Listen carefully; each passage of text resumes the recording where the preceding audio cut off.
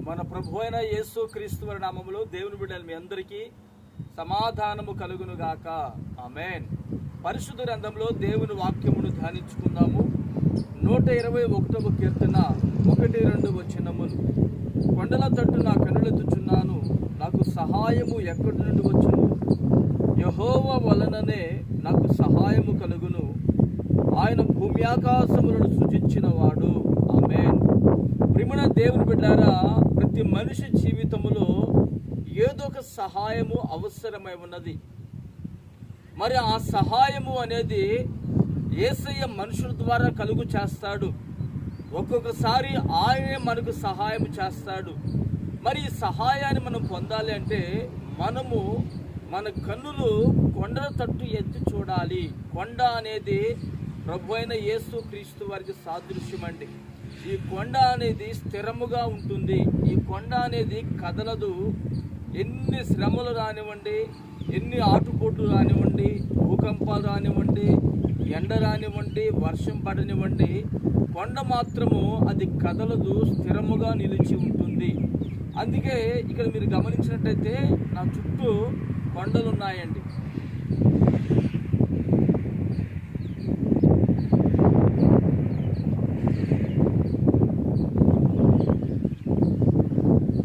మీరు చూశారు కదండి. ఈ కొండ అనేది యేసయ్యకు సాదృశ్యంగా ఉన్నది. ఈ కొండ స్థిరత్వం కలిగినది, కదిలిపోయేటువంటి స్వభావం కలిగినది కాదు. కానీ మనిషి ఈ రోజున కదిలిపోతూ ఉన్నాడు.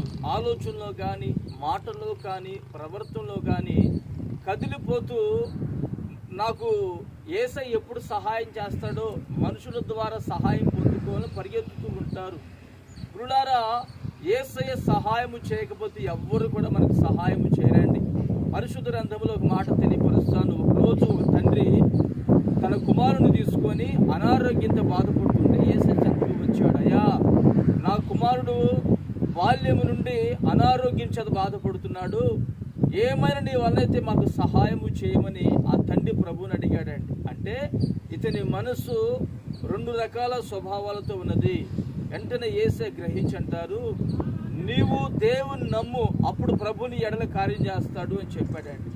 ఆ తండ్రి ఆ మాటకు నిజమే కదా, నాలో అపనమ్మకం ఉన్నది, నాలో అవిశ్వాసం ఉన్నది, నాలో స్థిరత్వం కలిగినటువంటి మనసు లేదని గ్రహించి, అయ్యా నా కొరకు వేడుకొనుము అని చెప్పిన వెంటనే ఆ తండ్రి ఆ క్షణమందే అక్కడ ప్రభు మీద విశ్వాసం చూపినట్లుగా వాక్యం అంటుందండి. వెంటనే యేసయ్య ఆ పిల్లవాడిని పిలిచి గద్దించి ప్రార్థించిన వెంటనే ఆ పిల్లవాడిలో ఉన్నటువంటి దురాత్మ తొలగిపోయింది. ఆ తండ్రికి దేవుని వలన సహాయము కలిగినది. ఆమేన్. మరి ఈ రోజున నీ జీవితంలో కూడా ఏ సహాయము కావాలో, నీవైతే యేసయ్య వైపు, నీవైతే కొండల తట్టు కనులెత్తినప్పుడు నా యేసయ్య మాత్రమే నీ బ్రతుకులు తన కార్యము జరిగించునుగాక. ఆమేన్. ప్రార్థన చేసుకుందాము. ప్రేమగల తండ్రి, పరిశుద్ధుడా, జీవాధిపతి, స్తోత్రము నాయన. మా విశ్వాస జీవితములో మాకు సహాయము కావాలి అంటే మేము నీ వైపు కనులెత్తి చూడాలని, నీ వైపు తిరిగినప్పుడు మీరు మా జీవితంలో సహాయము చేయటకు సమర్థుడు, శక్తిగల దేవుడు అయ్యా, నీకు స్తోత్రం. నిశ్చయముగా ఈరోజు నీ బిడ్డలకు ఏ సహాయం అయితే అవసరమై ఉన్నదో ఆ సహాయమును దైవ సంబంధంగా మీరు చేయండి. ఆ కార్యము ద్వారా నీ బిడ్డల మనస్సును స్థిరపరిచి స్థిరత్వం కలిగినటువంటి కొండవలే వారు నిలిపి మహిమ పొందుకోమని యేసు నామమున ప్రార్థిస్తున్నాను తండ్రి. ఆమేన్.